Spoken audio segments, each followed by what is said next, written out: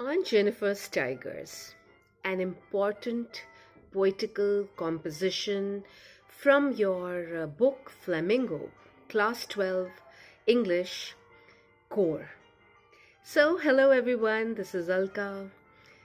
I am an English teacher, a psychotherapist, a motivational coach, and today let's just go through the important things that need to be kept in mind.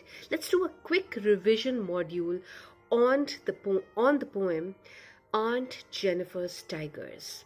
Now, this is a poem which is written by Adrienne Rich. You need to learn the name of the poetess by heart. You need to learn the name of the poem by heart. So, Aunt Jennifer's Tigers with an apostrophe S. Don't forget that. Now, what is the main, what is the poetess trying to tell us? Let's just quickly do this as a recap. So, we have Aunt Jennifer. We have the tigers that she embroiders.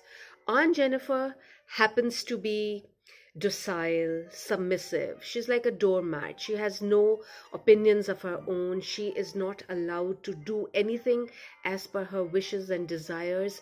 She is at the beck and call of all the people of her family, of her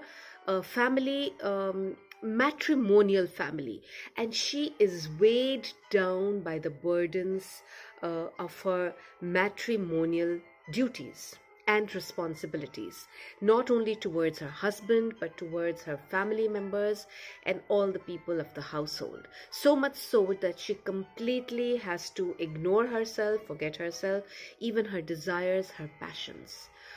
So one fine day she decides to, embroider on a nice piece of cloth. She wants to do some embroidery. And what does she embroider? She embroiders tigers. Why? Because she wants to take out that repressed spirit inside of her. And what is that spirit inside of her? She wants to be majestic. She wants to be royal. She wants to have her own freedom. She wants to be the Lord and Master. She wants to be fearless. She wants to be courageous. She wants to be valiant. She wants to be able to move about, as per her own moods and desires and do whatever she deems fit, whatever she wants to do. Unfortunately, she cannot. The tigers are the denizens of the green, of the wild green, because they're royal, they're majestic, they're fearless, they represent all that is wonderful. But look at the irony. It says tigers are supposed to be animals that we need to be scared of, but over here the aunt wishes to be like them, and she does not. And men, over here, let's talk about Aunt Jennifer's husband. Of course, he's there in proxy. I mean, we have to understand the uncle, as has been referred to in the poem, her husband. He is like the oppressor. So man becomes the oppressor, and the majestic beasts become someone that you look up to. So that's the irony in this poem, which you need to keep in mind.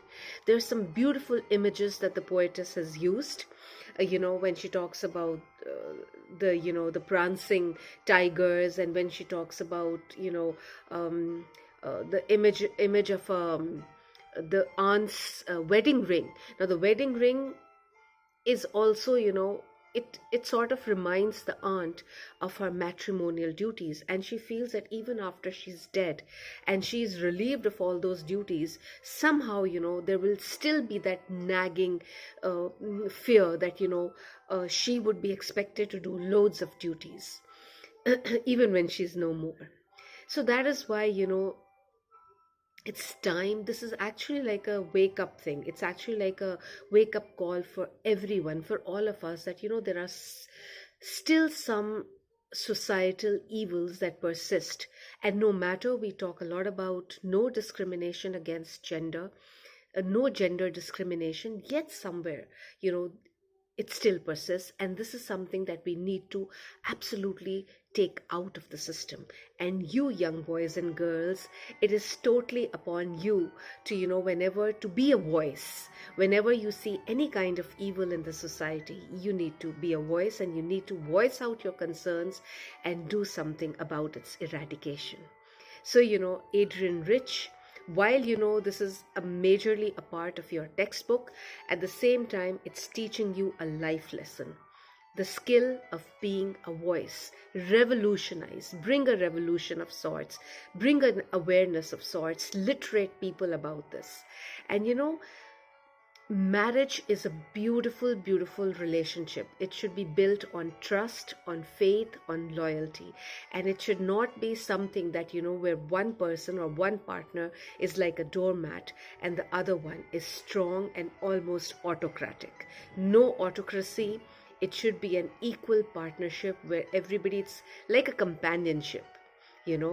Both the partners should walk hand in hand together in their journey of life.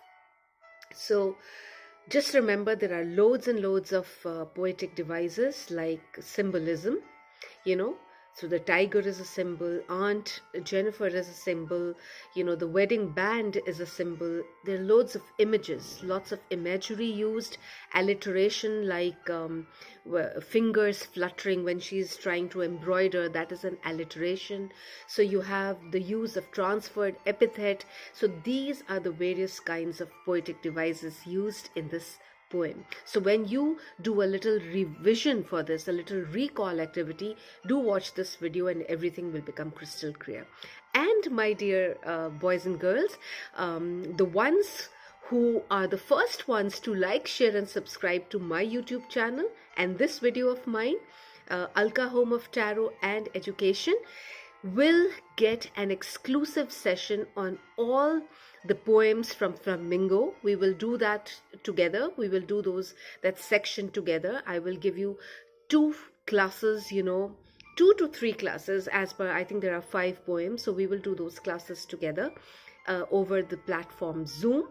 And where I will give you some important questions, the MCQs that you have now, short questions, long questions, and also the extracts. So do try that out and do be part of my little learning session where we will do all the poems together. With that, lots of love to all of you. And yes, the number to get in touch after you do the like, share and subscribe part, 99103-67241. Do drop that WhatsApp message. Bye-bye. Keep learning, keep growing.